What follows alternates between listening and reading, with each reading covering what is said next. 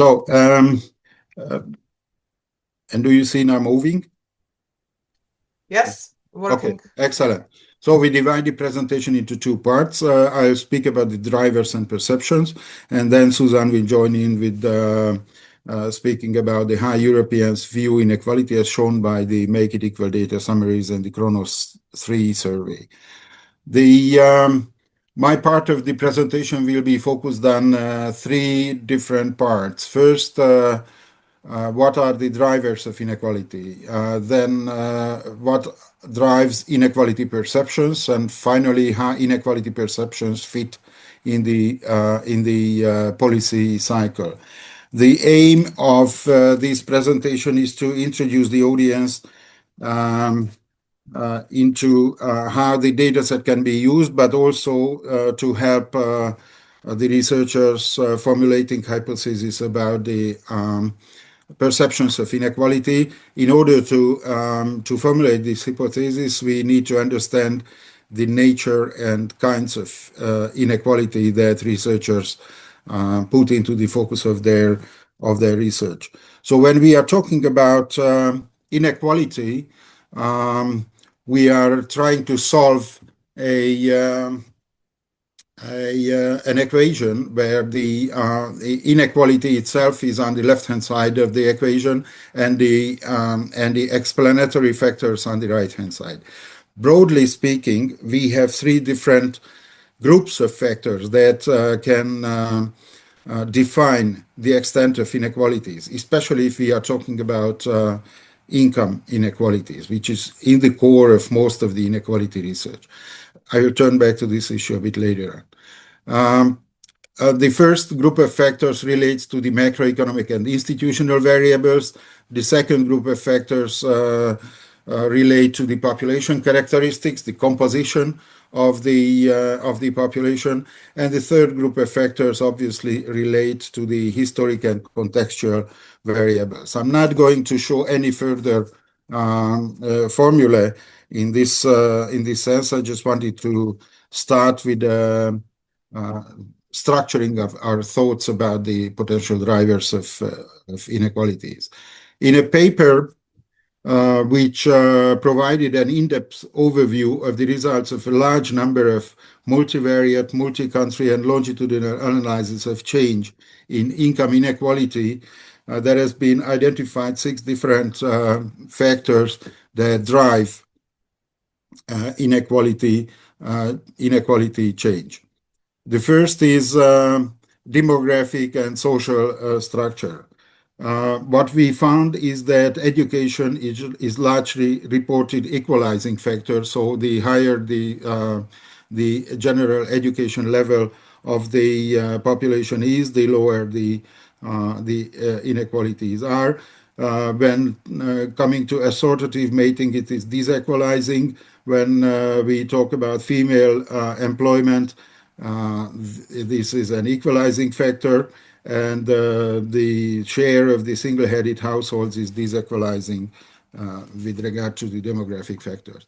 There is a large number of studies dealing with the macroeconomic structure and the potential effect of the macroeconomic variables on the levels of inequalities. What we see is that evidence on inequality and development relationship is inconclusive. So one cannot draw very simple conclusions on the level of, let's say, the GDP or industrial sector dualism. What is important is that when there is a rising unemployment, then it leads to larger levels of inequalities. This is fairly conclusive. A huge part of the literature is talking about the effect of globalization, of trade openness, financial openness, and outsourcing of production into various other parts of the world. However, most of these studies are either report insignificant or inconclusive results. What is important in this respect is the role of technological change in inequalities, and I would put it even further. the race between technological change and education, which matters. Technological change increases inequalities, while education expansion contributes to decrease. The fourth group of big factors is the labor institutions and regulations, where unionization and active labor market policies are equalizing, and minimum wages are modestly equalizing on the extent of inequalities. The same holds for the unemployment benefits replacement rate. Now, a very important background factor is the political processes, where it's mostly the voter turnout that is shown to be having an equalizing effect, and to some extent partisanship, so the composition of the government, which has a role on equalizing. And finally, but perhaps most importantly, the role of redistribution via taxes and transfers is important, and it is found that the tax transfer systems, if properly designed, and of course with great country variation, have a positive role in reducing inequalities, while among them, the most important part is cash transfers rather than taxes. Okay, I just wanted to briefly go through these factors to provide a sort of a context what kind of right-hand variables are important to show the changes in inequalities. For anyone who would like to go into deeper details, I suggest 3 overview articles. Later on, you will get the slides, so you can go for these articles in the literature. I think all 3 of them are available online in various places. Now, coming to the second topic, what drives the inequality of perceptions? So it's one thing that objective factors have a role on inequalities, but what about perceptions? There has been a very good article published most recently by Yachimovitz et al., who will be also given to you the reference to this article. Produces or presents 4 different kinds of questions what the researchers will have to ask from themselves and from the data if they want to understand the perceptions of inequalities. The first is, what kind of inequality are we talking about? Is it about incomes, or is it about wealth? And even if we decide which kind of variable do we choose to be explained, we may define them by outcomes versus opportunities. When we talk about outcomes, we mean the concrete distribution of the chosen variable among the population. And when we talk about opportunities, we talk about the functioning of the institutional system that lead to the current state of inequality. Some of the research defines inequity. Some of the research defines inequality. The basic question between them is the factor whether what are the individual contributions to the actual state of affairs with regard to inequalities. And this leads me to the third aspect, whether we want to have a positive or a normative view of inequalities. I'm not going to go into any further details. The second part is the level of analysis what we choose, whether we compare inequalities at a national or regional or a neighborhood level. Sometimes the questions in our surveys also reflect this aspect, especially about the the universe to which the inequalities are compared by the respondents.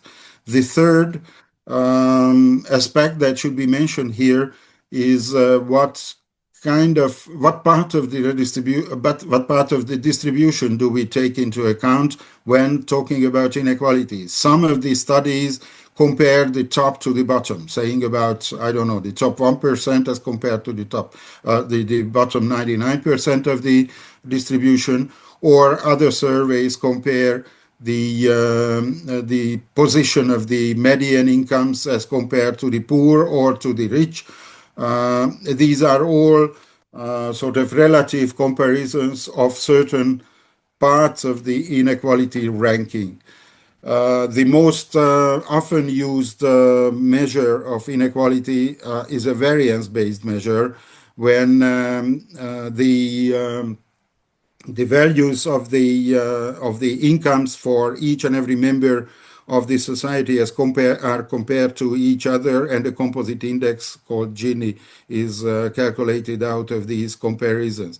Of course, this is when we talk about perceptions, the relative ratios are better comprehensible, I would say, than the variance-based measures. However, in many of the papers, it's the variance-based measures that are shown, perhaps because of the easiest understanding of this. I mean, easiest understanding for the researchers, but it's not very easy to understand for the respondents. Then the next next aspect that we shall have to explore here is what comparison group, to whom and between whom do we try to understand the level of inequalities. It can be defined by various socioeconomic dimensions like age or gender or ethnicity or religion. So when people compare inequalities, they compare their incomes or relative positions across the life cycle, or across gender, or between various ethnic groups. However, a different understanding of inequality comparisons can relate to the various segments of the distribution, to the top to the bottom, and others. Now, the difficulty when we want to understand the perception of inequalities comes from the fact that the real, whatever we mean by real inequalities in the society, can be different from the measured inequalities. I mean, we have tools or instruments to measure inequalities, but they are never perfect. So they can sometimes truly reflect the real level of inequalities and sometimes not. So the first question mark which arises here is the relationship between measured inequalities and real inequalities. Of course, when we want to understand the perceptions of inequalities, then we need to somehow understand how people perceive the level of inequalities. And obviously, the respondents compare their perceptions to the real inequalities as they perceive the real inequalities, whatever real inequalities mean. And then the perceived and estimated inequalities shall have to be compared to the tolerated levels of inequalities. I mean, people have normative concepts about what do they consider fair for the level of differences between the society. Okay, in any moment in time, the distribution of preferences, there is also a distribution of preferences in the society. So when we measure that certain ratio of the total population is, I don't know, dissatisfied with the level of inequalities, then then we provide a certain ratio of the society. However, the level of tolerance towards the inequalities has an own distribution in the society. Some societies seem to be less tolerant towards inequalities, and some societies seem to be more tolerant towards inequalities. A classical comparison used to be to compare European societies to the American society. The American is much more tolerant to the level of the overall inequalities than the European societies, but among the European societies there are also large differences. I'm not going to. I'm just trying to explain what's in this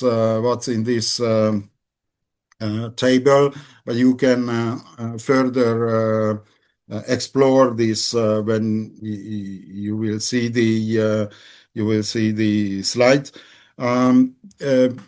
The comparisons about inequality evaluations and the demand for redistribution and the evaluations them can be made on macro level or on micro level, or the relationship between the macro and the micro link can be understood, and all these are very, very important. Some of the studies compare macro level country averages of, let's say, differences in perceptions and evaluations of inequalities, and try to explain the decomposition effects of the societies.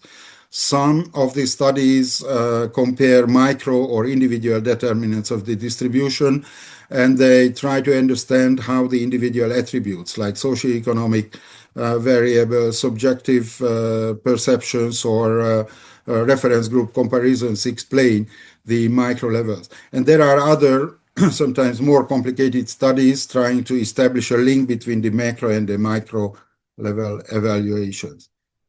For the theoretical assumptions about the determinants of inequality evaluations, we can distinguish between three levels of analysis. The individual attributes are socioeconomic position like income or class, individual demographic factors like age, gender, and generation, cultural factors like education, political orientation, or belief in democracy, meritocracy, and personal experiences like experiences of the past, income path of the relevant people, or their expectations towards their future positions. Then there is a very important, and in this respect about inequalities, perhaps a crucial background factor is the referential attitudes about how do people compare themselves to their peers in the society, to their reference groups, and how do they perceive the relative move of the various groups in the society. From this latter one, like the tunnel effect as defined by Hirschman, for example, it might easily be that in a period of growing inequalities, the perceptions and the dissatisfaction with inequalities does not grow, depending on what personal prospects do people attach to their own future potential income positions. And finally, the contextual and institutional effects are very important. The media is shaping attitudes, the geographical context matters, and the political polarization and political attitudes matter in that sense. Again, I suggest 4 different papers on inequality perceptions. The already mentioned Yahimovitz et al. Article. Then there is a very good book by Rueda and Stegmüller on who wants what, redistribution preferences in comparative perspective. There has been papers published by the Commission and by the OECD, which are very comprehensive about the attitudes of people towards inequality perceptions. My final topic, what I would like to touch, is the place of inequality perceptions. How do they fit into the political cycle? So starting from the bottom, you see that inequality and with the complicated interactions between inequality and perceptions, there is some sort of demand for a distribution appear, which is formulated in the political system, where the actors, the parties, the bureaucracies, and the rules of the electoral systems and behavior turn these demands into policies. And then comes the redistribution via tax and transfer schemes, regulations, and the effects of these redistribution have first order effects on, like, the overnight effects of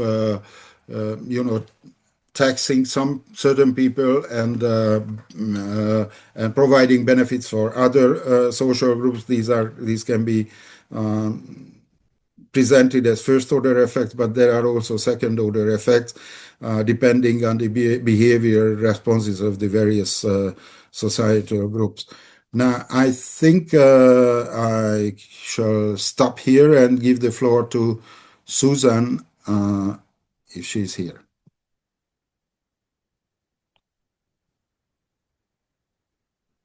Hi, I am here. Thanks very much. I will share my slides right now. I intend to present and follow up on the work that István was speaking about, and to give some of the empirical results that we have using the data summaries and using the new Cronus 3 waves. István has very well set up sort of the connections that we are looking at between the micro and the macro. But I also wanted to introduce, beyond sort of the areas that I will cover in this presentation, the conceptual frame that we are using to sort of group these different experiences, perceptions, and preferences in. So the conceptual frame we use is to look at personal experiences, and these are reports about material insecurity, as well as reports about experiences of discrimination. This section on and thematic focus on inequalities is quite broad. And then we look at how people think about inequalities in society and the extent to which inequalities exist. And then we look at responses to inequalities. So if people think that society is unequal and they think it's a problem, what should be done about it? And this includes redistribution. I won't discuss in detail here the different data sources that we draw on, but again, what the point I think of this slide is to show the breadth of topics that are covered in the thematic focus on inequalities. It's not just about material inequalities, it's also about discrimination and inclusivity and access to equal rights in terms of marginalized groups in society. So what I'll first do is look at an example of personal experiences or material insecurity. And I think this, the feelings, and this is from our data summary, this feelings of personal material insecurity, this shows the percent of people finding it difficult on their current household income. So this again is a measure of personal feelings of material insecurity. And I think this really nicely shows what is happening to these feelings of insecurity over time, how they were affected in 2012 by the Eurozone crisis. You can see an increase, particularly in Portugal and Hungary, in the feelings of insecurity in 2012, which coincide with the Eurozone crisis. You can also show quite nicely country level differences. Those are those macro level differences in perceptions of inequality or feelings of insecurity. And I think this then leads to the question, well, what are some potential explanations for why these feelings differ, and do they differ across demographic groups? So in some additional analysis in the data summary, this looks at differences between those who are under 25 and those who are older than 55 or 55 and older.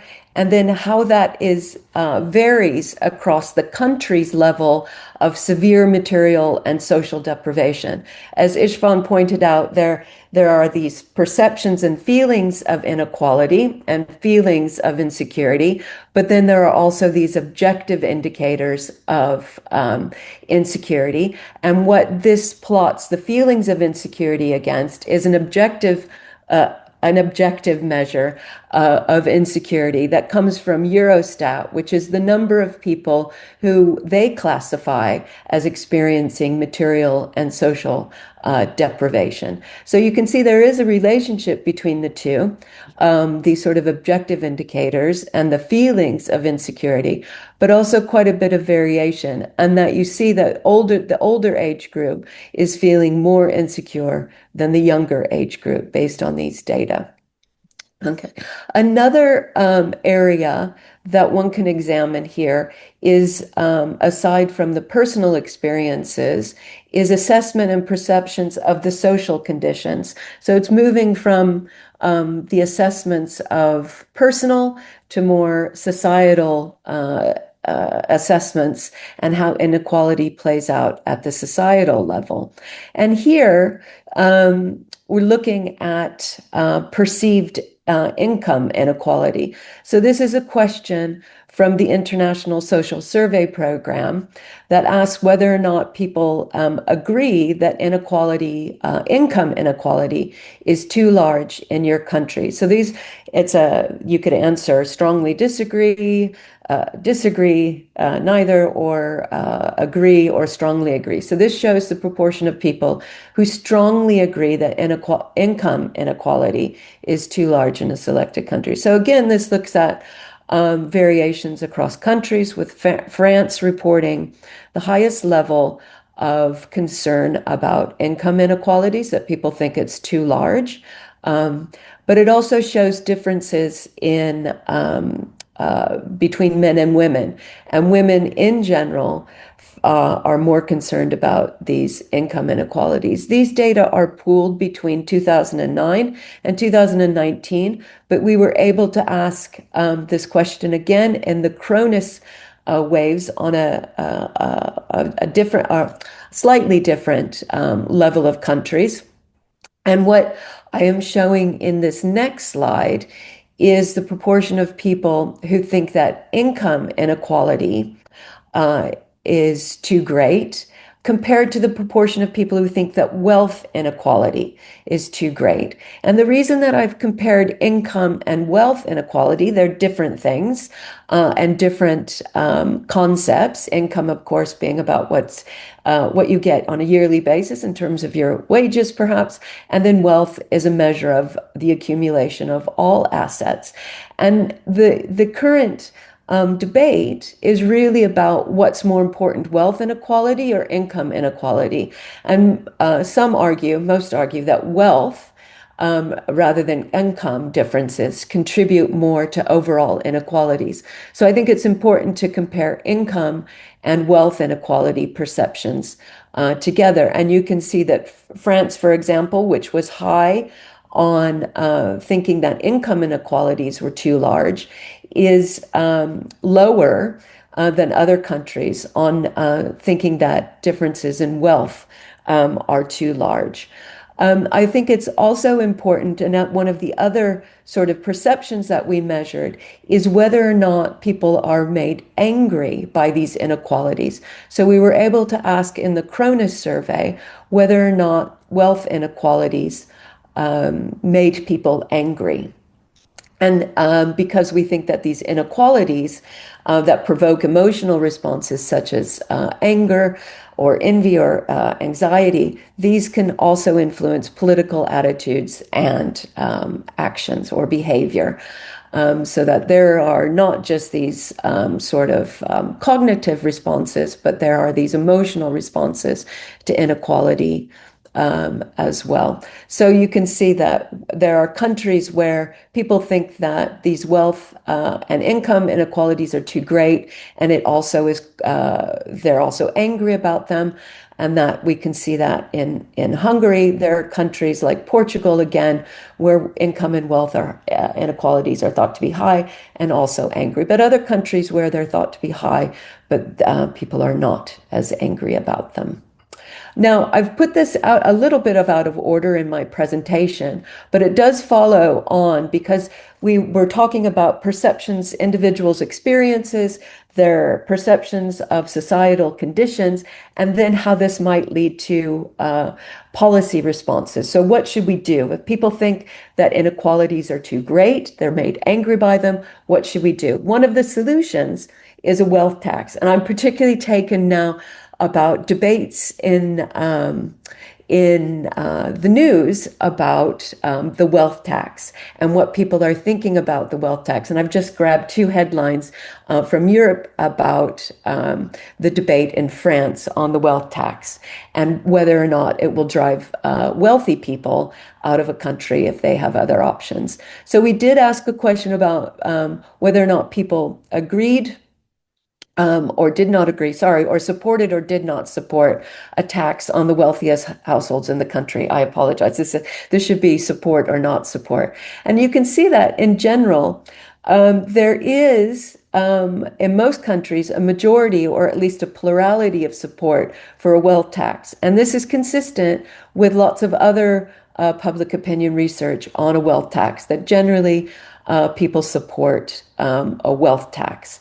But you can see that in countries like Czechia and Poland, there is a lower level of support for a wealth tax. So that, I think it is one demonstration of how personal experience of insecurity is one measure that we can look at, and then what people think about the societal conditions around inequality, and then what people think about some solutions to inequality. And I think we've done a very descriptive account of that here, but more in-depth analysis can be done in terms of linking more clearly how those attitudes are linked to one another, and again, how they might differ by socio-demographic groups, and how they might or might not be linked to macro level indicators of more objective measures of inequalities. So I just want to follow and focus on two more aspects. One of them is about the beliefs about the causes of inequality. And I was, in the analysis that we did around this, I was really struck both about the quality of the data that we have on this question and what it can tell us about the changes over time in whether and how people think inequalities are produced. And the International Social Survey Program asks a set of questions about how people get ahead. And these are generally seen to be measures of how people think inequalities arise in society. Does it have to do with people working harder? So are they produced on the basis of meritocratic outcomes? So some people are just working harder than others?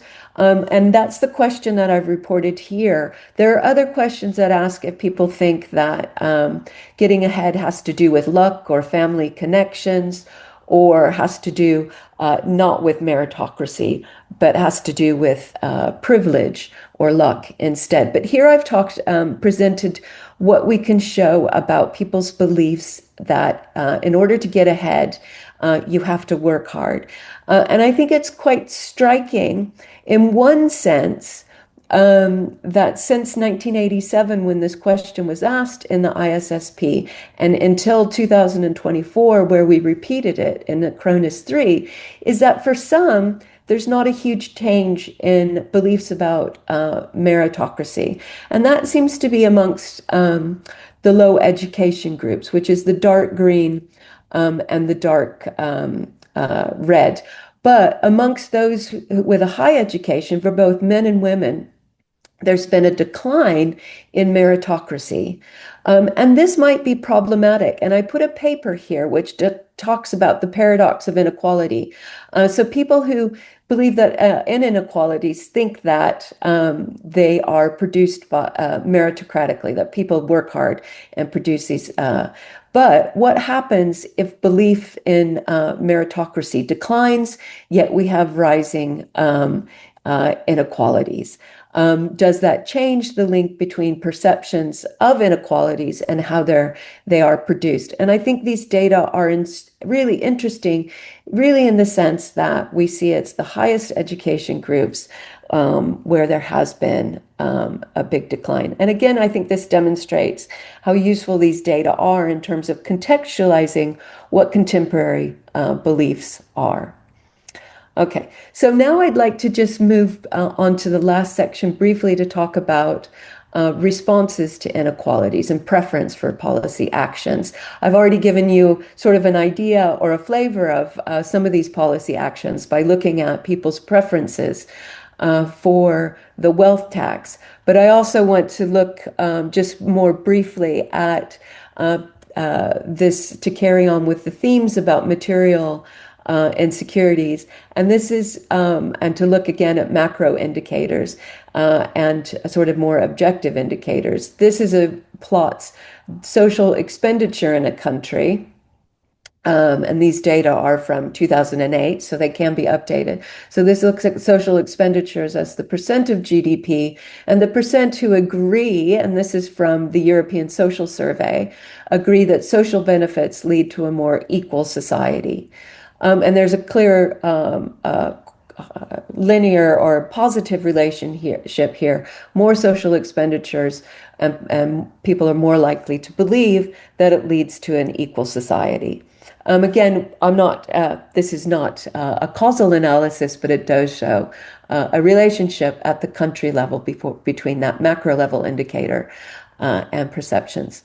Okay, so that sort of ends a discussion of the data that we've covered around material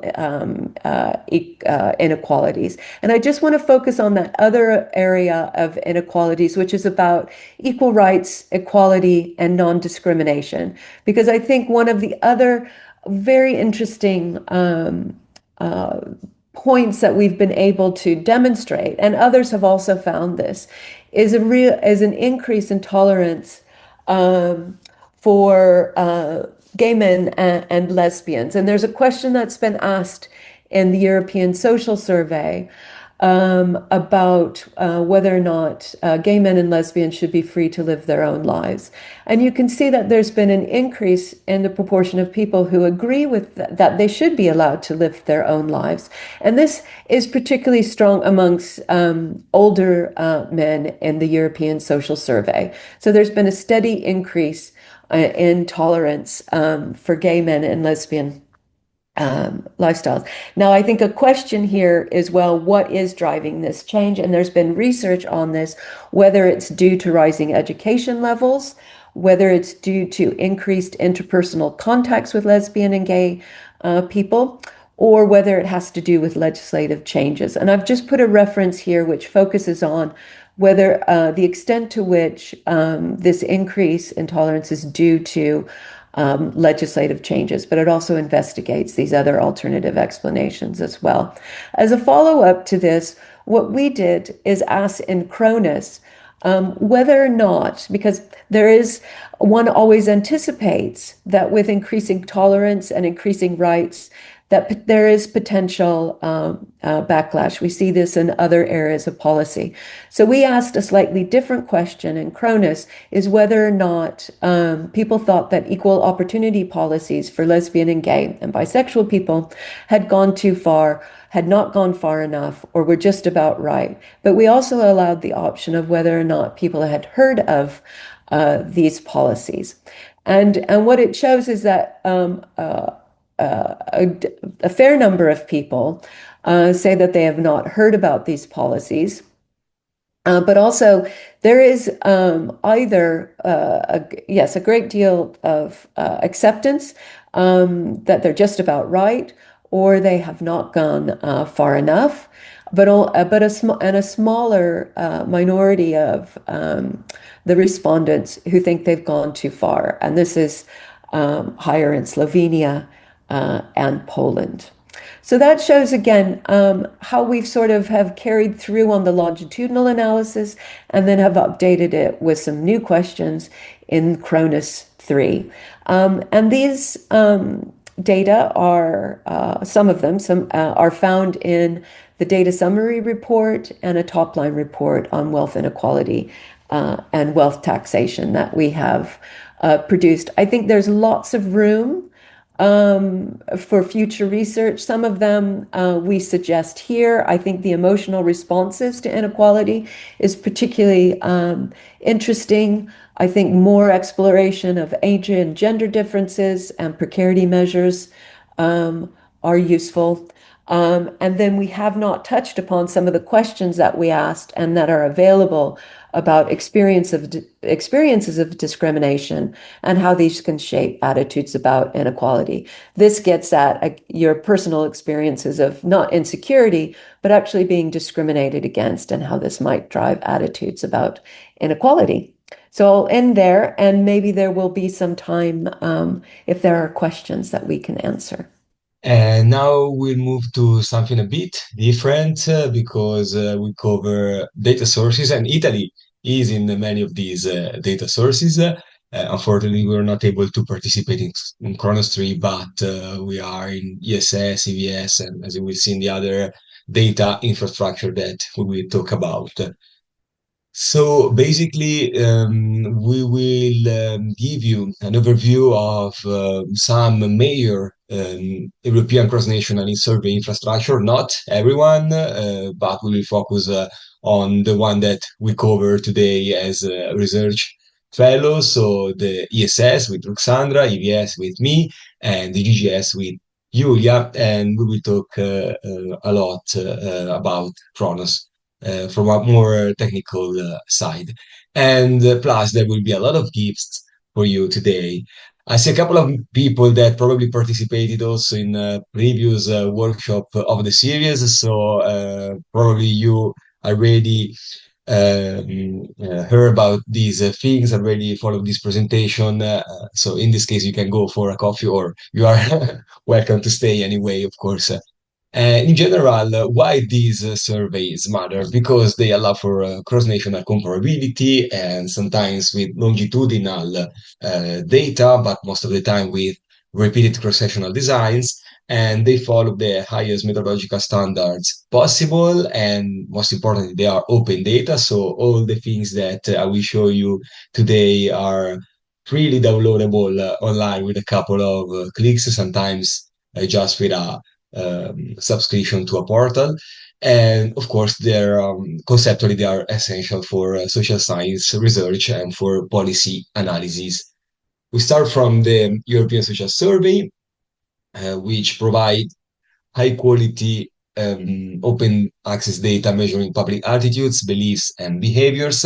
So there are survey data at the individual level, meaning that of course people have been interviewed in relation to the topic of interest. With the with the ESS, we cover a lot of European countries with cross-sectional data, face-to-face interview, with some exception, for instance, during the COVID pandemic, they shift to a mixed mode data collection, and the project started in 2002 with waves of data collection every 2 years. So far, we have 11 waves, and as already said, they are open data. This is just a geographical overview, let's say, of the country that participate or have participated in the ESS. As you can see, there are countries, the one colored in green, that have been present in all the 11 rounds. Other and jump in or disappeared in a more discontinuous way. But in general, we can say that nearly every European country has participated in the study at least one time. And more specifically, what does the ESS studies? So the main focus is on social and political attitudes, trust in institutions, democracy, immigration, welfare attitudes, and well-being. And the distinctive trait is that there is a core module of questions that are repeated in every wave, so enabling cross-national comparability across time. Plus, there are rotating modules, so some questions that change in each wave and allows the instrument to be more flexible and to cover topics that may become relevant in a specific time. So it is not like a 100% standardized questionnaire, but is more flexible to cover this new emerging topic. And the aim of the ESS is to cover is to follow the highest methodological standards possible in the field of survey research. In this way, represent the gold standard for the study of opinions and attitudes in Europe. Then we have the EDS, which is the oldest survey program in Europe, which started in 1981. It is conducted every 9 years. So far, we have 5 waves, and the new one is on field right now. We are collecting data in some countries. It is a large cross-national survey as well, with a different focus compared to the ESS, because the main interest is on value and cultural change. But as the ESS, it's open data. Also, for the EVS, we cover most of European countries. We reached the peak of 47 countries in 2008. Now the numbers are a bit lower, but in general, there's a very good coverage of the whole European panorama. And the focus is on topics such as religion, family values, work ethics, morality, political culture, social norms. So it is a bit different compared to the ESS, not just in the topic, but also in the structure, because it is focused on long-term value change, so cultural change that is slower in its onset. For this reason, it is not necessary to have a data collection every 2 years, like they says, but 9 years, it's probably enough. And it is crucial for the study of deep social and cultural change. And then we have the GGS, that is the Generation and Gender Survey, part of the Generation and Gender Program, the GGP. And this is longitudinal, not cross-sectional. The focus is again different because is on demographic behavior, family, and life course dynamics. But at the same time, the same way as the ESS and the EVS, it's open data. GGS cover not only Europe with a quite good coverage, but also other countries all around the world. So you see South America, Australia, some Asian or Central Asian countries, and consists of 2 rounds, each consisting of different waves. So being longitudinal, the same people are interviewed several times to enable not only cross-national comparability, but also within individual comparability. And the study started in 2004. And as Yula mentioned, we have data collection running at the moment. The main focus is on fertility intentions and behavior, partnership formation and dissolution, intergenerational relationship, work-family balance, gender roles. So you can see that the topics are really different from the ESS and the EVS. And the distinctive trait is, of course, the longitudinal structure that allows studying life course perspective and micro-level demographic processes. So we can say that it is tailored for the study of familiar and demographic dynamics in a life course perspective, of course.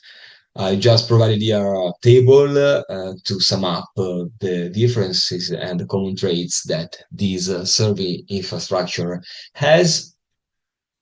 And in general, you might ask, when do I need to use each of the surveys? So as a rule of thumb, you can rely on the ESS when you're interested in studying trust, democracy, welfare attitudes, when you're interested in comparing countries on political attitudes, and instead the EVS when you're interested in studying long-term value change and topics such as religion, morality, norms, and cultural transformations. And instead, GGS is completely different because it's the best solution when you want to study fertility, partnership, life course transitions, and intergenerational relations. And I put some examples here, but the most important thing is that these infrastructures are complementary rather than competing, because they cover different topics. They are structured some way in a similar fashion, but for other characteristics they are different. So the idea is not to treat them as competing, as competitors in the market of cyber research, but to use them in a complementary way, as we are actually doing in the Infra for Next Gen project, which of course aim to put all the information from this server infrastructure in a unique way, like to centralize the information and to make it usable in a single way, as I will show briefly in a while. So indeed, we'll now see some of the instruments, the online tool that we are developing in the course of this Infra for Next Gen project. The first one is the inventory of survey items. So questions basically that have been asked, that have been asked not only in the ESS, EVS, and GGS, but also in the EQLS, so the European Quality of Life Survey, and in the ISSP, the International Social Survey Program, but also in the Eurobarometer, and also Kronos, that as we will see is part of the ESS. So all these questions can be, we made an inventory of these questions, because when you need to find questions that you want to use for your analysis, you usually have to run from each website to another one, and to download PDF, and to search for information, and to see if a question was repeated in subsequent waves. So it is really difficult to get out of these like massive flow of information. So our idea was to identify all the questions that were pertinent to at least one of the 5 next generation EU pillars that are, as you may know, make it green, make it digital, make it equal, make it healthy, and make it strong, and put them all together in an online inventory. And the link is provided here. So we'll move to the inventory. Okay. I think work. Okay. Close some pages. Why is it slow down? Okay, as you can see, we are in the Info for Next Gen website. It's a page on this website, and basically it is a simple Excel spreadsheet that has been uploaded online and put in a nice fashion to navigate it. And all the questions that are relative to the pillar of the next generation U and are part of this survey infrastructure are present here. And for each question, you have the survey. So in this case, the first row, you have the EQLS, and then you have the year and waves in which the question was repeated. Of course, if the question occurred more than one time, the question text and the response categories.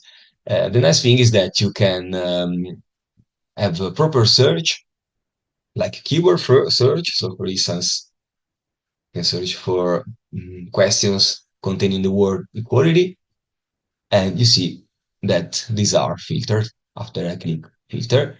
But I can also have other searches, like searching by pillar. For instance, in this way, I can filter all the questions that are pertinent to the make it equal pillar. And if I know in advance that I'm only interested in some specific survey infrastructure, for instance, suppose I want to study I want to make analysis just with the ESS, I can select, or a couple of them if I want to use ESS and EVS. And if I'm interested only in some years, I can select them as well. And these are automatically filtered. And of course, I can combine these filters with the keyword search. And the keyword search works with Boolean operators as well, so you can build your own keyword with and so on. So it is a very nice instrument to centralize the search, because with this tool, you don't have to go through each specific website anymore. So to the EVS, ISSP, ESS, website and so on and so forth, but you can have a centralized search in this tool, which we believe it is very interesting. So it's a simple but powerful tool. And you can see that the number in general are very high because only with the 5 survey infrastructure, we have more than 3,000 items, so questions. But if we add the Eurobarometer, we have almost 11,000 survey questions that have been asked in relation to these pillars of this topic. Then, this is just, larger screen, some information about the inventory, which I already talked about. Then there is the Gezi search. So let me open the page. My internet is a bit slow today, sorry. So Gezi is the German archive of data for the social sciences, and many information are covered here. So for instance, you can also in this website search by directly by survey infrastructure. For instance, all the European values studies, so the EVS data are provided here. So you can download from here all the EVS data, but for instance, you can search also by topic, like for instance, social inequality, and you have research data or variables or other things, also publications that cover the topic of social inequality or whatever thing you might want to search. So many, not all the survey infrastructure, like for instance, the ESS is not present in the GESIS, while ISSP, Eurobarometer, and ISSP, I don't remember, EVS, Eurobarometer, many more are present, but there are many more also independent survey data that are collected here. So if you want to go beyond the main the 5 big survey infrastructure in Europe, you can search for more specific data sets in the GESIS portal. Then we have this e-value tool that basically was developed in the context of the European value study. Some key variables were made available in this interactive way. So you can select some variables, just pick a random one, like these interest in politics, and you can see the distribution in Europe, and you have the possibility to search by keyword also in this tool, and to select here, and then to compare maps and all the things. But we will see more in detail this in the context of the development of this e-value tool, because this tool was very appreciated, and we decided to replicate this tool in the context of the Infra for Next Gen project, covering not just the European value study questions, but all the questions from the infrastructure that I was talking before. So ESS, EVS, Kronos, and the like. So you have other questions here. I'm looking if there is something about inequality. It is work in progress, so many questions will be uploaded later. But just to pick one random, you have average happiness, and you can see the percentage, and you can stratify your analysis by some socio-demographic variables, so gender, age groups, education, and rural-urban dimension, or some combination of them, some. So like young men, young women, and so on and so forth. And you can, search by keyword. You can compare maps, so that, for instance, you can compare the same map in 2 different years. So here we have the areas on housing in 2000, like in 2011 and 2016. And if you, as you can see, if you pass the mouse over the country, you get the percentage, and there is a link to the inventory in this page, the inventory that we explored before. And there is also the possibility to explore the questions not as maps, but as with this traditional graph. Okay, just play around. I'm not showing it in detail, but it is built with the purpose to be intuitive in its use. So just go to the link and play around, and there is some settings that you can you can use and some tutorials, so it's very easy to use. And then there is the GGS teaching dataset.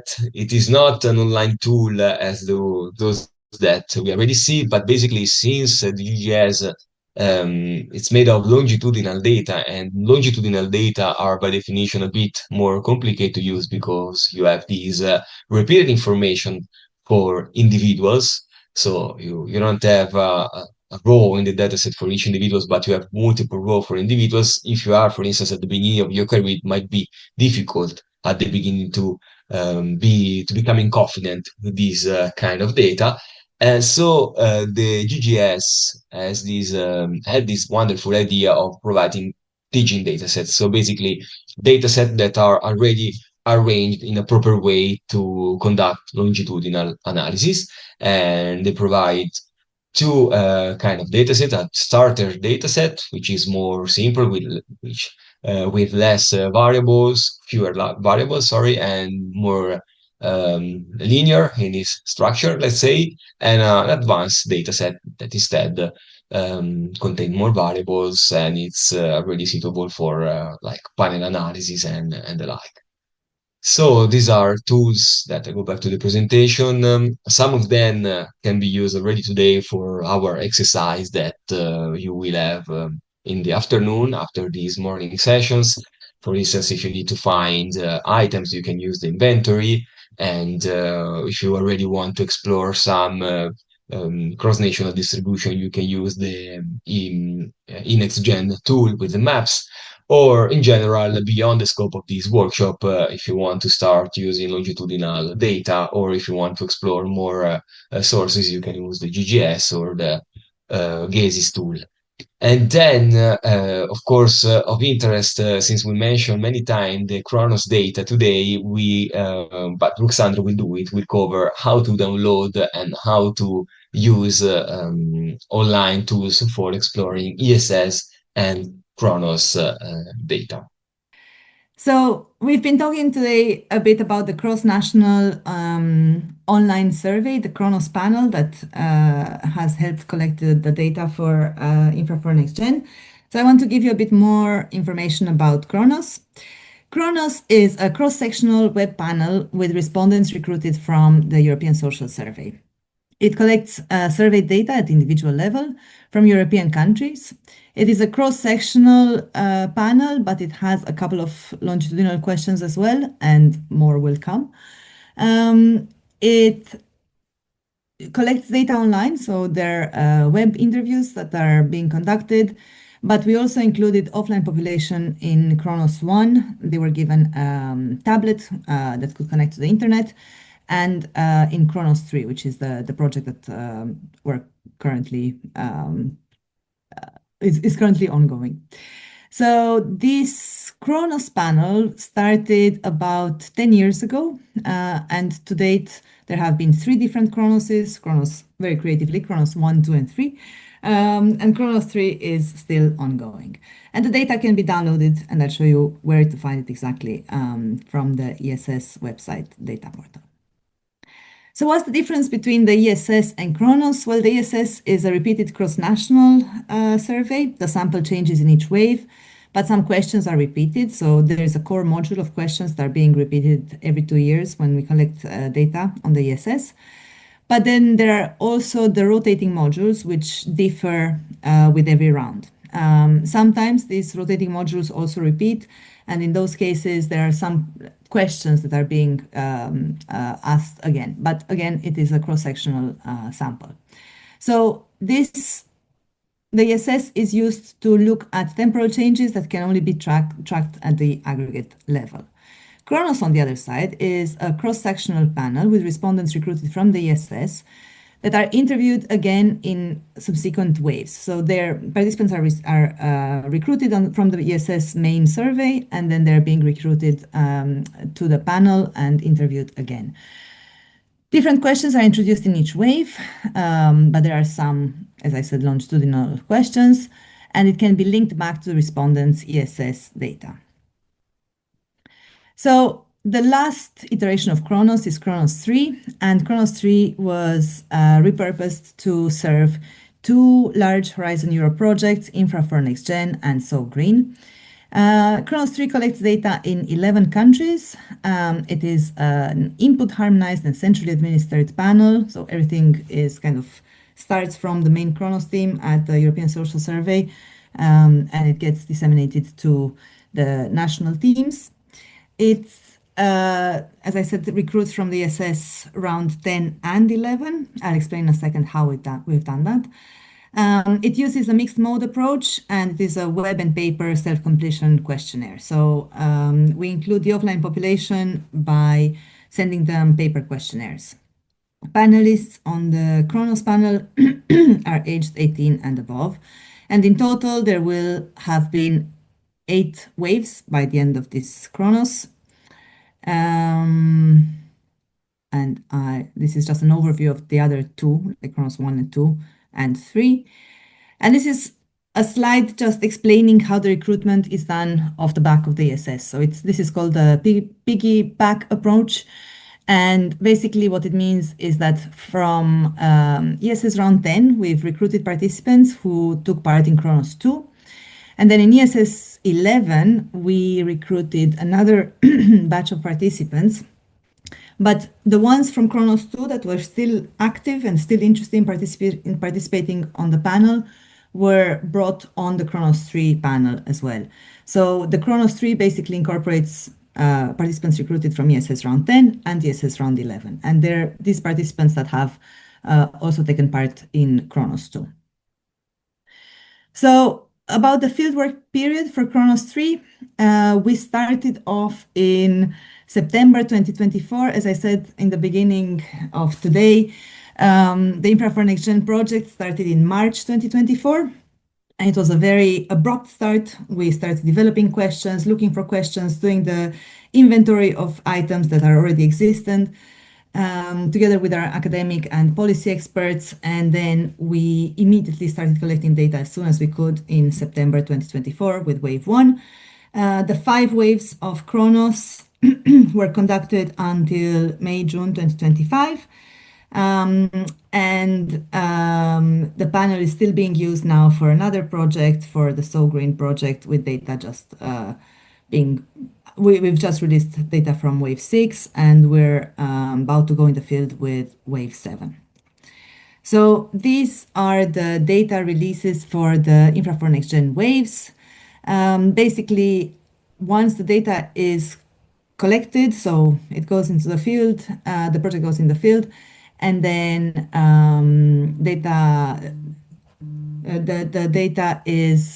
the field period is about a month, and then there's all this data cleaning and data processing that happens, and it gets released about 4 to 6 months later. So the last publication of Infra for Next Gen waves was in October 2025. And at that point, we had released 5 waves of data. So we also released an integrated file of the 5 different waves. This is just a slide to show you the panel loyalty. So we're quite happy with our with our Kronos panelists in general. So the active panelists are those that started at least one wave. And this slide shows the percentage of panelists who completed all 5 waves over the percentage of active panelists. So the ones that have started at least one wave.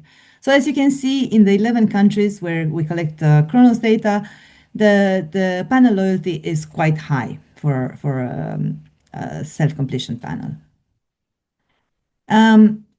And in order to ensure representativeness, as I said, we include both online and offline populations, so web and paper.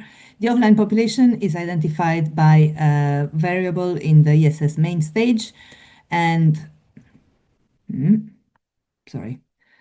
Yes, this is the variable. So it basically asks people how often do they use the internet on any device, like a computer, tablet, or smartphone, whether for work or personal use. And so the people who say that they use the device, that they use the internet at least a few times a week, most days or every day, they're automatically put in the web panel. Those who say never, they are sent paper questionnaires, and those who say that they only occasionally use the internet are basically given a choice. And this is just showing the response rates for the 5 waves. There was a bit of a rough start with wave 1. We had some issues in some countries, as can be seen, but then things kind of leveled off. And overall, I think we can say that we had a good response rate. It was a 60% response rate for the 11 countries over the 5 different waves. So it's done pretty well. So the Kronos panel, Kronos 3, included 5 waves of 90 questions. There were 18 items per wave for each one of the NextGenEU area of investigation. The questions were developed by the Kronos team, the academic and JRC experts, to ensure that they are relevant both in terms of academic output, but also for policy use. We developed some new items if we couldn't find ones that were reliable and already existing, but also some items were modified or were just used exactly the same as on other existing surveys. And these are the countries where Kronos was fielded: Austria, Belgium, Czechia, Finland, France, Hungary, Iceland, Poland, Portugal, Slovenia, and the UK. So each one of the pillars included different tasks. One of them was the inventory of cross-national survey items.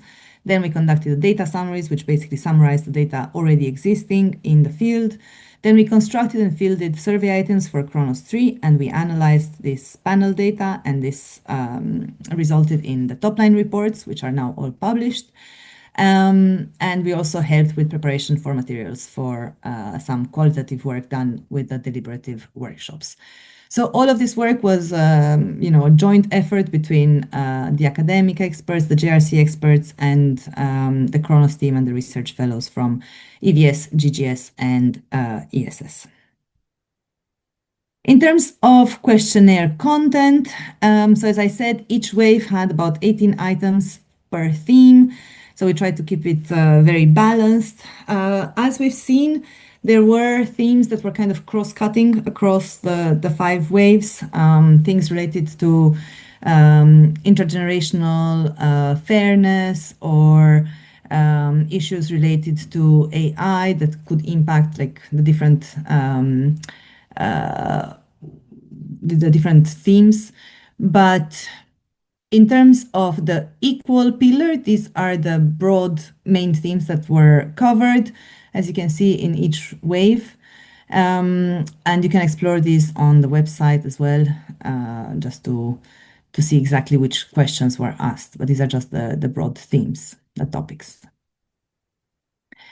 So in order to download Kronos data, and I will soon share my screen and show you exactly how to do this, but you can go to the European Social Survey website and then find the data portal, and that's where you can download the Kronos data. You can download Kronoses from like the previous Kronoses, Kronos 1, 2, and the current one, Kronos 3, sorry. And once you download the data, you can download it in different formats. You can download it as CSV, SPSS, or Stata format, or you can also try to use to explore the Kronos data online. There's an analysis tool and a variable tool that can be used to have a look at the different data. So maybe sometimes before downloading the whole data file, some people like to just have a go at this and just play a little bit with the different variables just to see what's there. So as I said, you can also connect the responses of our participants from Kronos back to their ESS data from ESS round 10 and round 11. And that gives us like a larger kind of sample of data points, and you can connect their responses to the Kronos questions with more demographic information or the core questions that were asked in the ESS. So if you're interested in this, this is kind of like just an overview of how you can do that. If you're, for example, collecting data, if you're downloading data from 2 different rounds of the ESS, this will be just added on. But if you're interested in looking at the Chronos respondents, they can be linked back to their ESS responses. These are some useful documents that you can find online on Chronos 1, 2, and 3 user guides. And also there is a guide for how to use the weights on the ESS. We are currently in the process of developing a weight for the 5 waves combined. So currently, when you download each one of the different waves, you can use weights for each specific wave. But soon, hopefully within the next month, we will have weights for the 5 waves of Chronos 3 combined. And I'm going to stop sharing this right now and try to see if I can give you a bit of a demonstration. Can you see my... Yeah, okay. So this is the European Social Survey website. And if you're interested in the data, you can find it here under data, quite intuitively. This takes you to the ESS data portal, and the ESS data portal is basically hosted by SICT, which is our archive, the organization in Norway that archives and kind of processes all of the data that the ESS and Chronos have produced. This is an overview of the first page of the portal, and as you can see, you can explore the ESS data or explore the Chronos data. If there's something in particular that you're interested, a variable in particular that you might be interested, you can look for it here. So for example, let's see, inequality. If you just search for inequality, you get a lot of responses of the different types of questions that have been asked on the ESS and related studies, ESS, Chronos, and related studies. If you're interested in kind of narrowing the scope of your search, you can choose either just the ESS or just Chronos. And here you'll see that you have the different Chronos waves of data. You can also adjust the publication year of the data, and that will give you kind of like just the answers from that particular time. So by going back to the data portal and going to the Chronos data, this is the landing page for the Chronos National Online Survey, and here you have links to the 3 different Chronoses. We're interested in Chronos 3. And by clicking on that, you basically get the 6 different waves that have currently been published for Chronos. The ones that are of interest to us are waves 1 to 5. You can browse them by country. So if, let's say, you're interested in specifically about data from Finland, for example, you can see that they participated in all 6 waves. And clicking on that, you get more information about the data collection period, the response rates, the case counts, and so on. Again, more information about the mode of collection of data. And then you can also browse by theme. So clicking on the theme, it kind of highlights the different waves in the 5 different pillars that we've been collected. We're interested in Make It Equal now. And just by clicking on Make It Equal, you get a list of all of the variables. And I think one thing that we can start today when we start the practical exercises by doing is just scrolling through these to see what questions were asked, what's out there. Clicking on each one of them, you get the response categories as well, and the number, like the variable name. And let's say if you're interested in equal opportunities for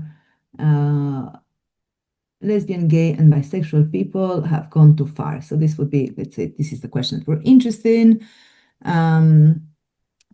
Ruxandra, could you enlarge the screen a bit? It's a bit small. Yes. Yeah, great. Is that better? Now I lost my question. Here it is.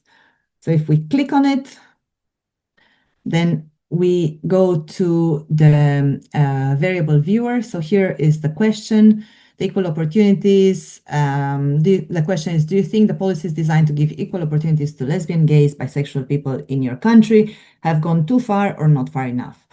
And immediately when you click on that, you get a bar chart of the responses. So you see how each country, kind of like the distributions in each country are spread out.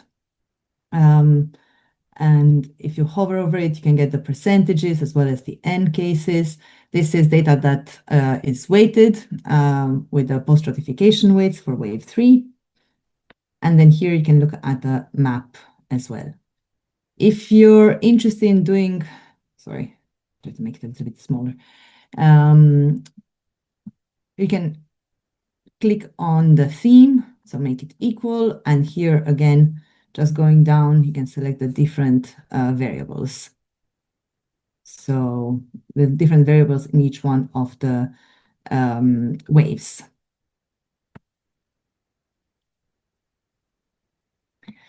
You can also do a bit of analysis here. So let's say we're looking at make it equal, and we can select this variable and analyze it on the side.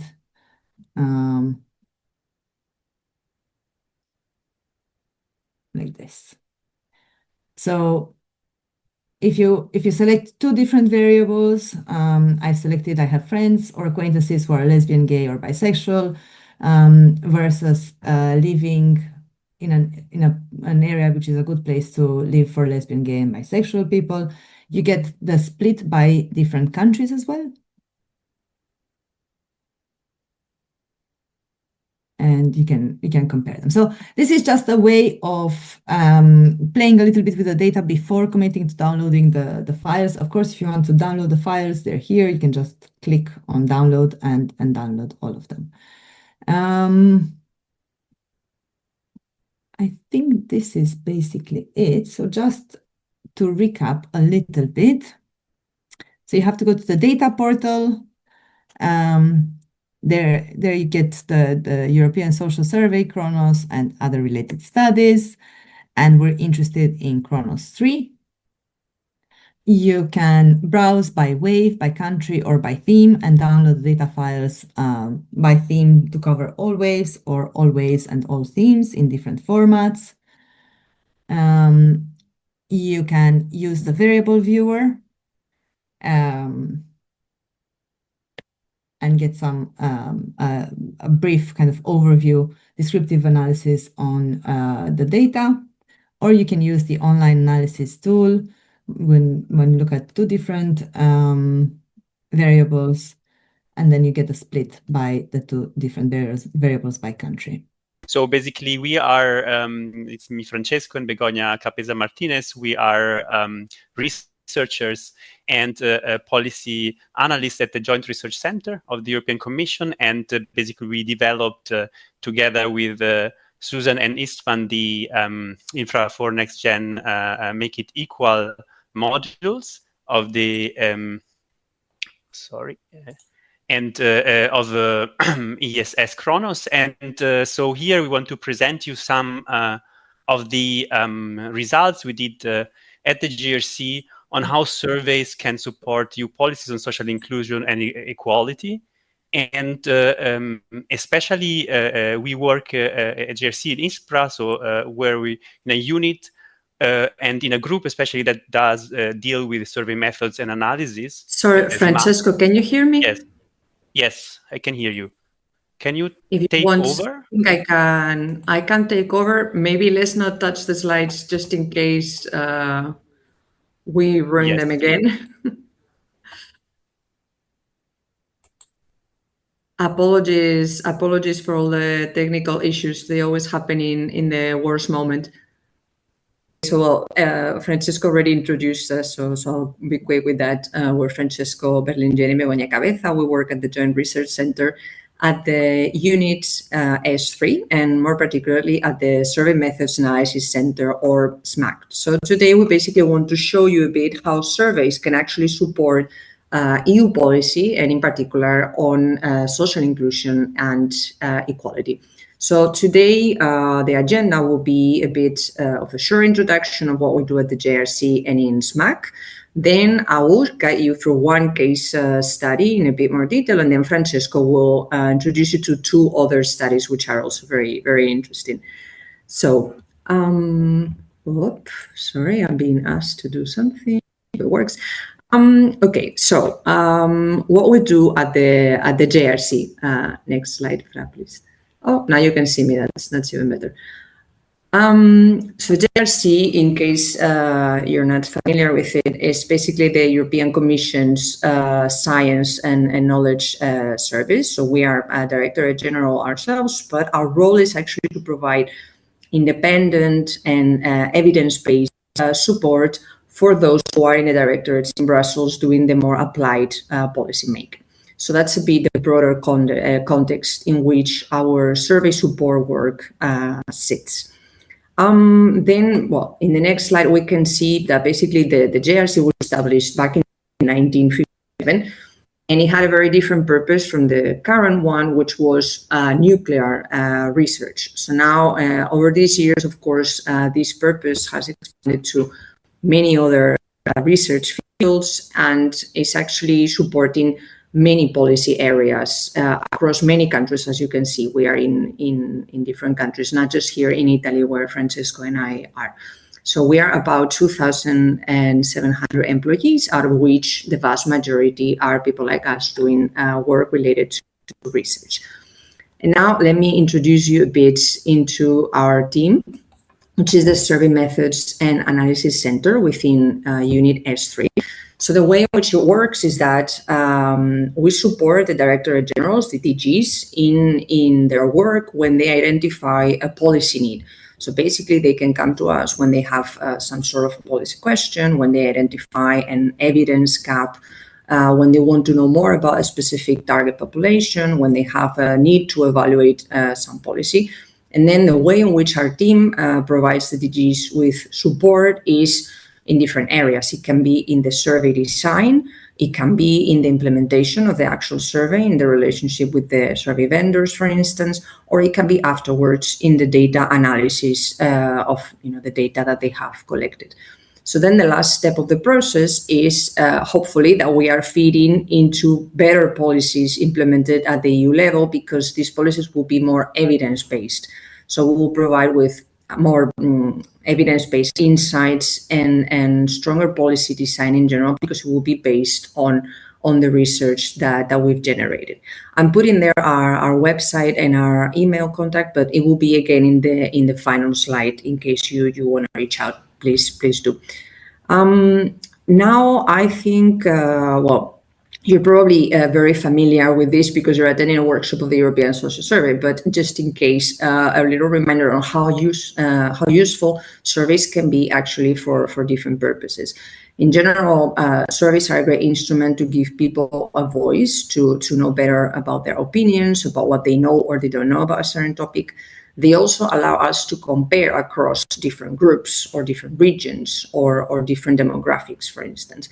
And not only that, but we can also take an opinion and see how it changes over time. We can have several variables of interest and then see how they have a pattern over time. They're useful tools because they help us support important decisions, in the sense that we can identify priorities where society is more in favor of one topic or another. We can test whether policies are going to be more accepted or not. We can know what are the drivers of certain attitudes more in detail. Of course, there are many advantages. They are reasonably easy to set up, reasonably affordable, depending on what we want our sample to be like. But then, of course, you're fully aware they also have many limitations, and the results that we will obtain will be affected by certain biases. And this is a bit unavoidable, and we have to take it into consideration. Now, a bit more applied to what we do. How do we use surveys to assist policymaking? Well, I already said it a bit. They're useful to set policy priorities. For instance, if a Directorate General is thinking, about a certain topic, what aspect of the topic matters more to citizens, or what dimension of a multidimensional policy should we address first? Well, then a survey can be useful to know this. Then also to test policy acceptance. If there is some new policy that's going to be introduced, then we can kind of test the reactions to it beforehand, before it's rolled out. And this can be insightful as well to anticipate issues. And then again, when we have a particular attitude towards a topic, then of course different groups of citizens can have very different attitudes or different opinions about it. So then it's interesting with the survey to analyze more in detail these attitudes by identifying those groups that have divergent opinions and knowing more about their demographic or socioeconomic characteristics. I think this was just a bit of an introduction, but now I will actually jump straight into one example, which is just some of the projects that we do, in which we assist Directorate Generals. In this case, it was DG Home, which is the directorate in charge of foreign affairs in a very broad way. And it was work that was a collaboration with other JRC units. I will mention them now: E5, working with migration and demography, and S1, which is the behavioral insights team. So this project was about public perceptions of fairness in the EU migration asylum system broadly. And the main data collection consisted of a survey across 8 member states. This is a citation for a technical report in case you want to know more detail about it. So as I said, this was a collaboration across JRC units. And we chose 8 countries across the whole European Union to have a bit of diversity of opinions, and the total sample reached 8,000 respondents, so about 1,000 per country. The method was an online panel, and we set quotas so that it was sort of representative, approximating the actual population in terms of age, gender, education, and region. And now, what's the rationale of this survey? Why was this project actually carried out? Well, the motivation, maybe you're familiar with this, there's been a new pact on asylum that has been introduced last year, is now being rolled out in the different countries. And the new pact on migration and asylum that was reached after heavy discussions across the member states, the main feature it has is that it introduces a new mechanism of solidarity between member states. So, of course, this will involve that asylum seekers are not, the applications are not just dealt by the country, which is the first country of entry for asylum seekers, but actually all member states might have to accept some sort of reallocation of the asylum seekers or support financially in different ways. So then, as you can imagine, the fairness perceptions of citizens in the different member states are kind of important, because they are likely to shape the trust the citizens have in the whole system and the solidarity they will show to other member states. However, the problem is that this is a complex topic.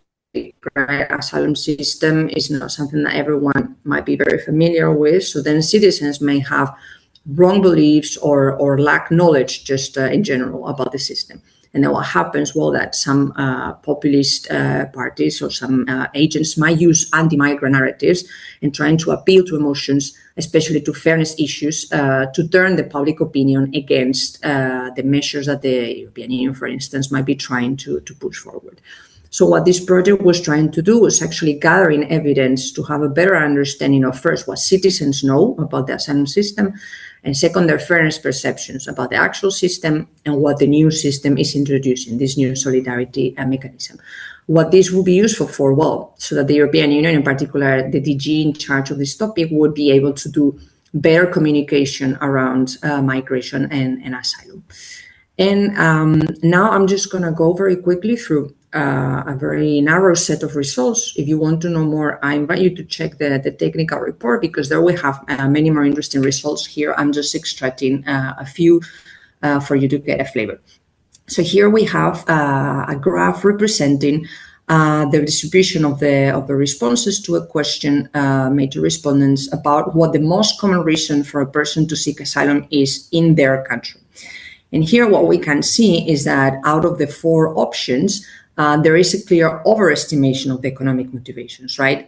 Many people think that it's actually seeking employment or seeking social welfare rather than escaping violence, conflict, war, or persecution.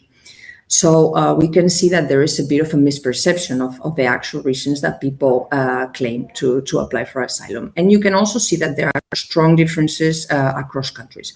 Opinions, for instance, in Germany are clearly very much towards these economic motives, while in other places like Italy, Greece, they seem to understand better that is the reason is mainly escaping violence, etc. So from here, we can already see that people might not have a super clear idea about the system. We also asked other questions about how many was the volume of applications that your country deals with. And here people were also very much off the real figures, which is of course understandable. And also who takes care of asylum seeker applications, whether the EU or national authorities. And these are again notions that citizens don't seem to be very clear about. So this is not that it's not the citizens' fault, of course. It's just the fact that communication about these topics is not very good, apparently, and it should be improved. Then in the next slide, I'm going to show you one of the questions about fairness perceptions. Here we're asking respondents whether they thought that their country was hosting a fair share of the total asylum seekers in the EU. And we can see that most respondents, about half, think that their own country is hosting too many asylum seekers. So they think that the amount is too high. Of course, again, we can see country differences. And something interesting, we also see quite a lot of uncertainty. Many people acknowledge that they don't really know, which is fair enough. You might not have a very clear idea of how much your country is hosting versus other countries. So I think it's positive, actually, that people were saying, well, I don't really know. We also see that some people think is fair, like a good fifth of the sample, maybe. So this is I think an interesting insight. And also, you don't see it in this graph, but we had another question about trust in the EU institutions. And what we could see is that people who trust more the EU institutions and who trust more their own country are more likely to say that the share that their country is hosting is fair.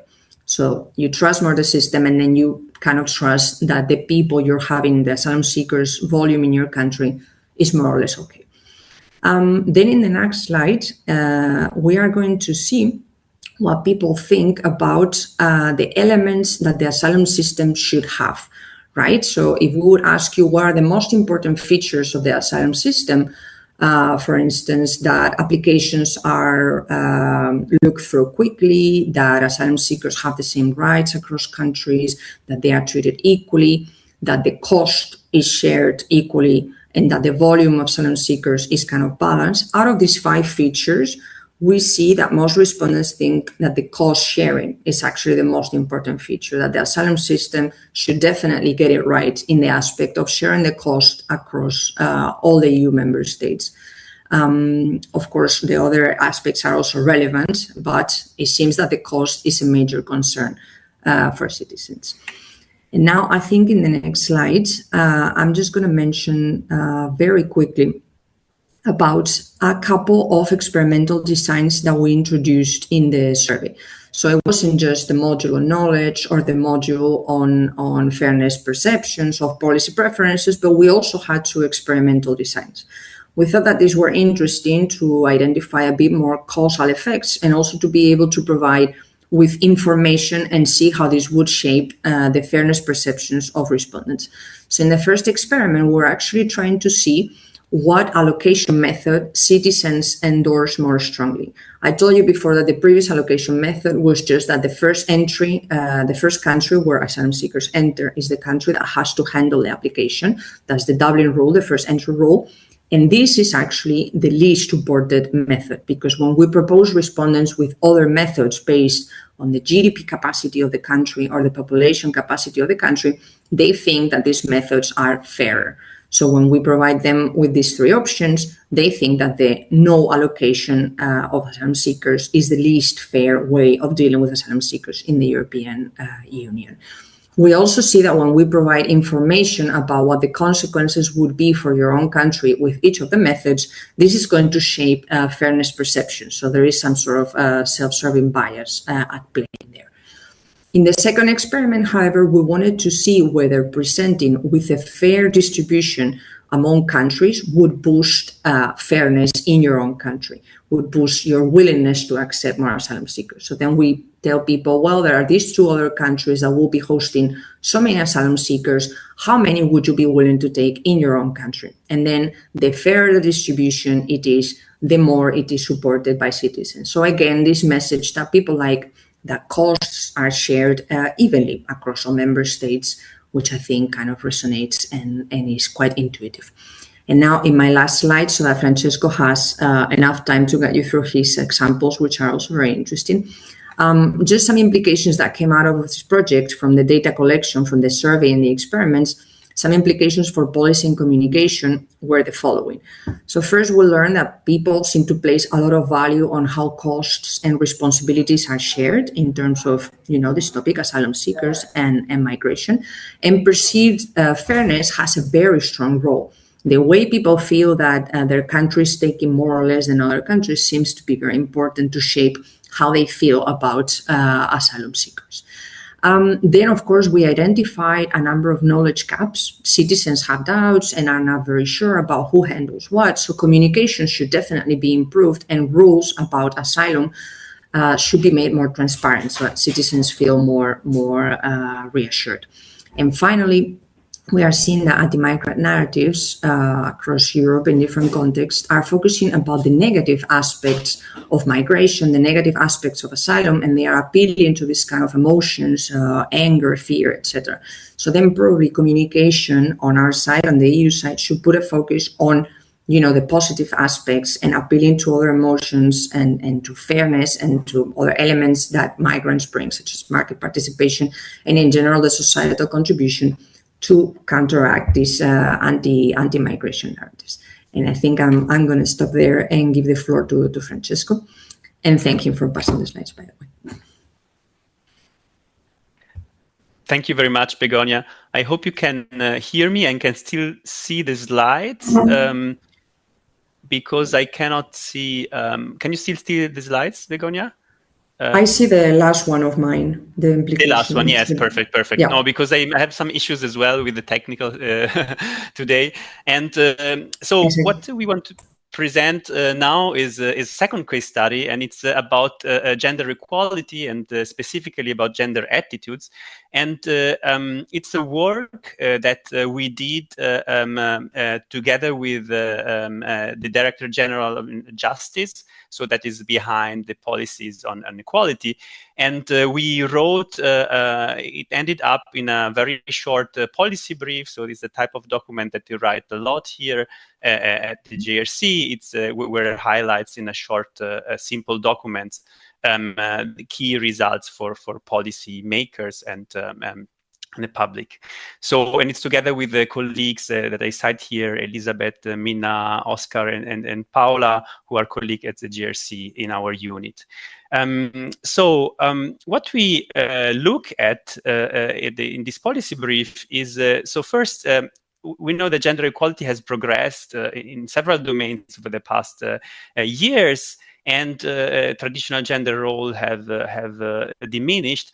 On the other hand, gender stereotypes persist.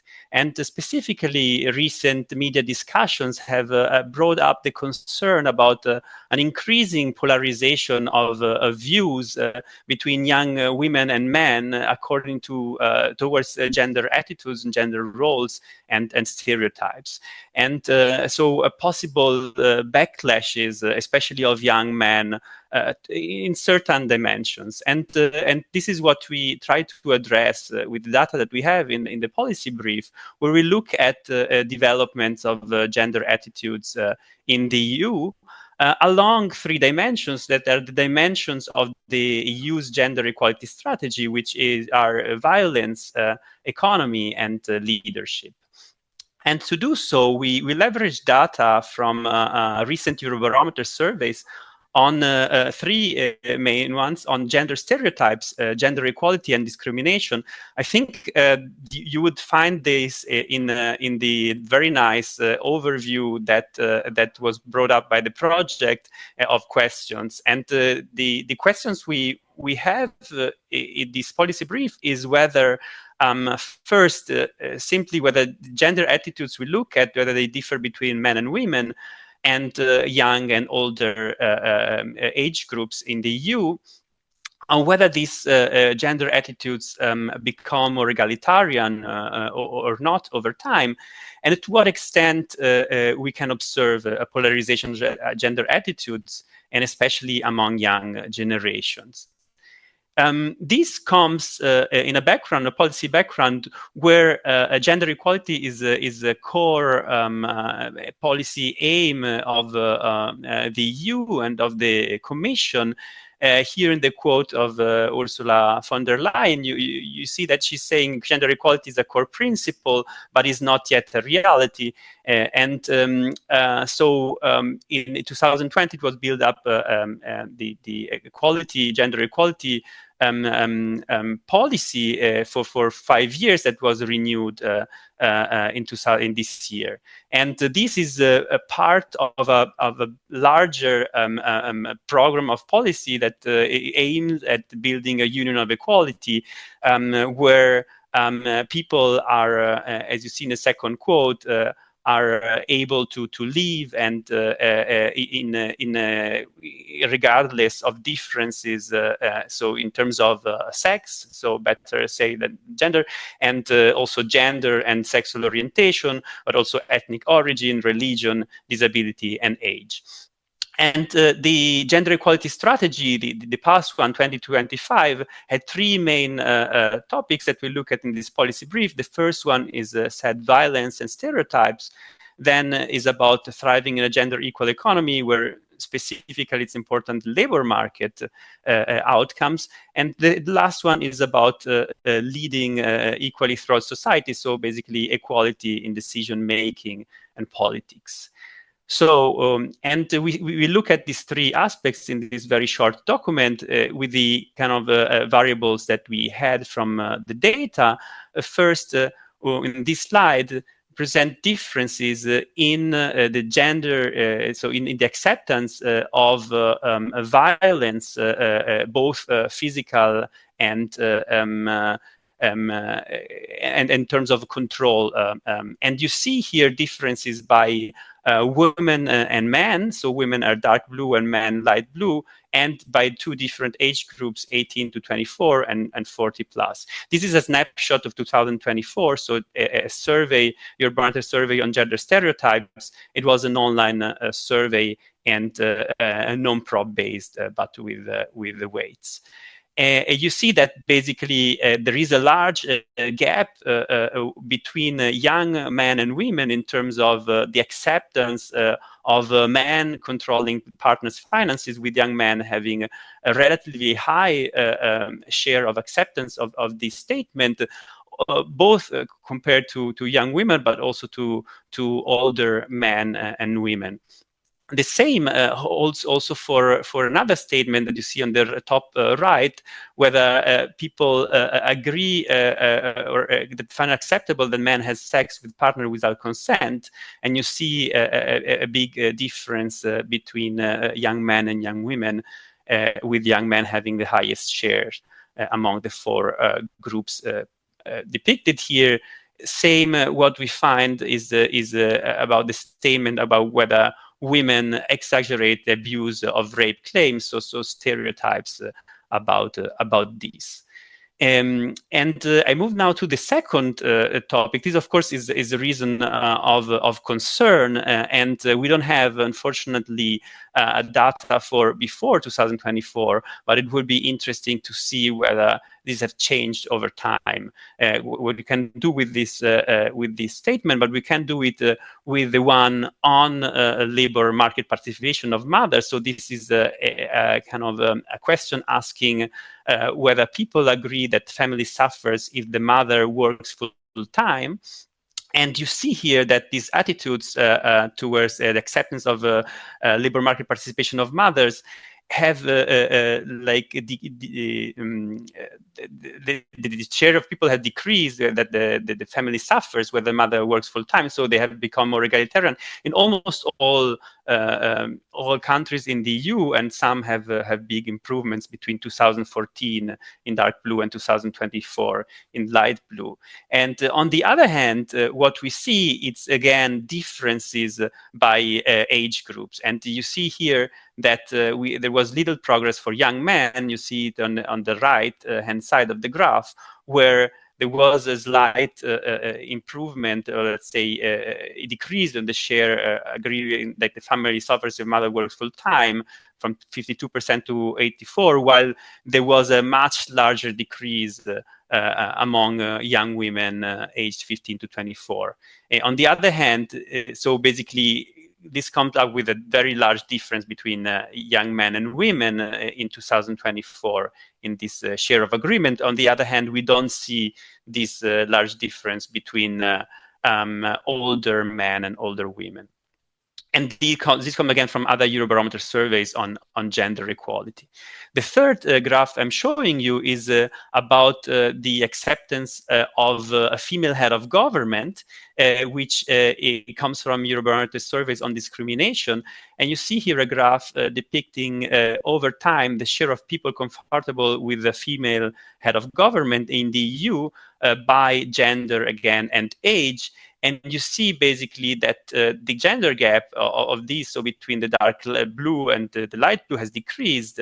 And especially it has decreased the difference between young women and young men, which actually seem to have reversed in 2023. So with more young men finding comfortable having a female head of government. So in terms of this, in this item, we don't see currently a difference between young men and women. On the other hand, there are large differences by macro regions in the EU, with the highest improvement that in terms of and this acceptance having happened in Northern EU, but also in Southern EU countries, while Eastern EU countries have stayed more or less stable across the period considered. And so with these results, what were the implications for policy and research? First, we find some evidence of an increasing polarization of views between young men and young women in several domains, but not all. And according to our reading also of the literature, we think that the causes of this increasing divide are still understudied. So I think this is also interesting for those of you that are willing to look at this topic and to please look at the recent references there. But this had also implication for the EU gender equality strategy, and the new one, 2026-2030, also focuses more on initiative targets toward young men and boys. And for instance, there is a plan to carry out a study, a large study on online networks, fears, and narratives targeting them. So looking at time, I'm just very briefly presenting you two other case studies before I give the floor or we stop this morning session. The third one is about disparities by sexual orientation, so LGBTIQ equality, which is also a topic within the equality Union of Equality strategy of the EU. And we're looking here at disparities in health and well-being by sexual orientation, and it's a project that we did with a colleague, a former colleague at GRC, Matja Kovacic, who's now at the University of Verona, that we published. It started as a policy project, but we published in an economics journal, and you see the reference here. And very quickly, the reason why I mentioned this project is because I want to highlight our survey that we did in 2022. It's the EU Loneliness Survey. It was an online survey of all 27 EU countries that mainly focused on loneliness and well-being. And it has a part that is non-prop based, but a part also that is probability based in 4 countries. And the survey itself mainly focuses, as said, on loneliness, on social connections and well-being, but has different modules also that touch upon equality, and especially several interesting socio-demographic characteristics, like we have income, and more importantly for this project, we have a question on sexual orientation that is not that common to have in a cross-country EU survey. And I just give you one slide of the results, showing the disparities in health, well-being, and social support between sexual minority and heterosexual people in the EU. And you see here that gay, lesbian, bisexual people, or those of other sexual orientation, are more likely to experience more, to have a worse health, to feel depressed, feel lonely than their heterosexual peer. On the other hand, they're also less likely to have social support in case of need compared to them. And these results is just a highlight of the results of the paper, but that you can look at if you're interested. But this feeded also the LGBTIQ equality strategy in terms of looking at health differences and trying to close the gap in terms of health differences by between LGBTIQ people and heterosexual and other people. So the very last case study now that I want to present is about changes in perception of inequality and fairness. I think István has talked a lot this morning about the measurement of inequality and also of perceptions of inequality. And we have measured this also in 2 Eurobarometer surveys. That's why I want to mention this project. Again, it was a policy brief that we published some time ago, 3 years ago, with the colleagues in the SMAC team. And few words about the Eurobarometer surveys on fairness. We carried out 2 special Eurobarometer surveys in 2017 and 2022, focused on fairness, inequality, and intergenerational mobility. So we have questions there on fairness perceptions, on inequality concerns, on preferences for redistribution. We have also questions that, for instance, Susan mentioned today about getting ahead in life. We have questions on perceptions of a relative income position and preferences for specific policies. And what I just want to show you very briefly is a graph about the change in perceptions in the EU in terms of income concerns. You see here on the left that the concern that income differences are too great between 2017 and 2022 have slightly decreased, very slightly, but decreased. Surprisingly, also because it was 2022, it was a period, after the outbreak of the COVID pandemic. And so had also perceptions about the government or preferences whether the government should reduce inequality by a slight decrease by 5 percentage points. On the other hand, on the right-hand side, you see that fairness perceptions measured by the item whether things that happen in your life are fair. On average, the share of agreeing or strongly agreeing with this item has decreased from 52% to 38%. This was a big decline. And in the last slide, I just want to highlight that this decline was particularly high for young people and for students. It was a 20 percentage point decrease. This is a repeated cross section, so it's not a panel survey, but still it's done with very similar methods. And we basically this also inform like the intergenerational fairness strategy, and we hope and I think there is the need to have similar surveys in the future, and also to measure this with the other surveys that were mentioned this morning. So with this, I would like to thank you very much, and here again you find the our email and the link to our website, but we can post it also in the chat.